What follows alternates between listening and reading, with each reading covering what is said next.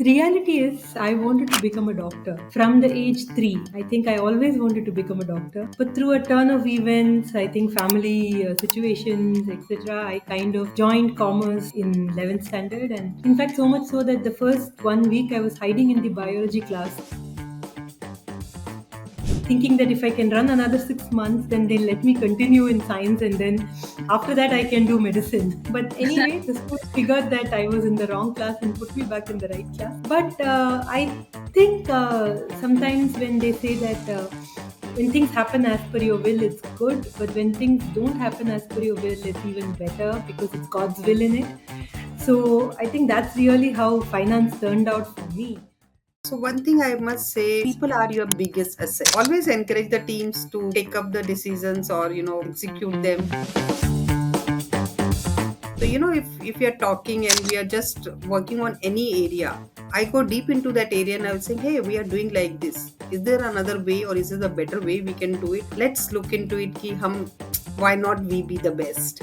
And for when you said you being the best, you really have to spend time, understand certain things. And I don't know, I have the conviction. If you really work hard, you'll get some solution. So for me, it's like strategic thinking, teamwork, curiosity, and challenging the status quo. Carry all the blames to yourself and keep appreciating them. And you will see this is the team which will actually show you wonder.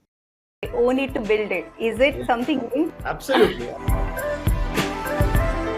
Absolutely. That is something that has stood the test of time.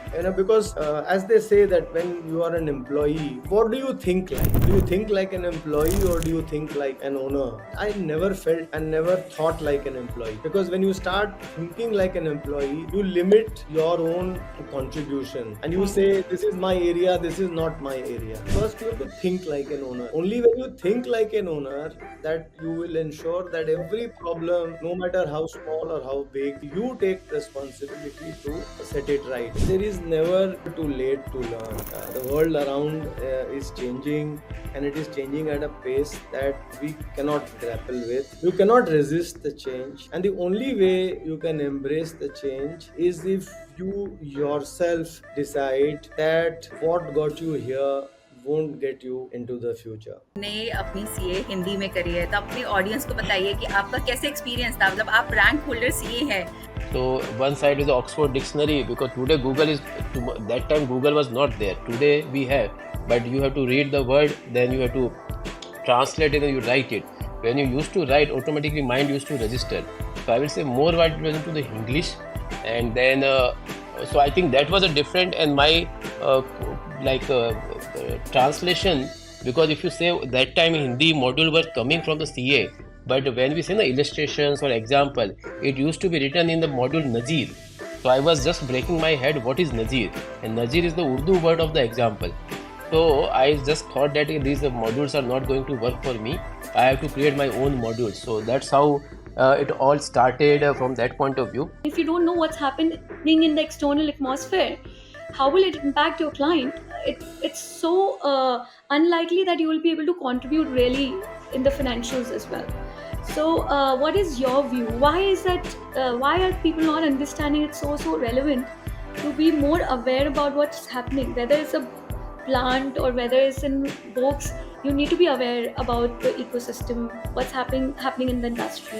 I think it is not. I think in my view, we can't generalize to any specific chartered accountant. It applies to many of the people. For any finance professional to succeed, it's important that you understand the business levers and the business drivers, because there will always be 100 things to do and resources will be short. And for you to make a conscious call on what you want to go after, it's important that you know what are the ones that really impact the business in a meaningful manner. So I think that's probably the first skill that I would call. Be obsessed about landing impact. Don't just coast through the job. Don't just be there for the ride. And if you put this pressure on yourself day in and day out, I think it really helps you deliver something quite fantastic. How can I make a social impact of coming back to micro savings and through maybe even a micro life insurance policies? So Harvard offers a program which is called an Advanced Leadership Initiative, a social impact fellowship program. So I said, okay, we'll have the best minds there. You'll have experiences from across the world, and so all that you need to do now is do whatever you think is the right thing to do. I was a very emotional person. The advice that came to me was no harm in being emotional, but don't make decisions when you're in an emotional state. Spend more to get better. You can't be a lakir ka fakir. You have to have ability to judge what is the right financial decision. Is it about saving money, being more economical with it, or is it about getting value for money? And every situation, it's a different decision to be made. So you can't have just one thumb rule on how to manage finances. It has to be balanced out with what's the objective. It has to be balanced out with what's the opportunity cost. It has to be balanced out with what is the requirement of that particular situation.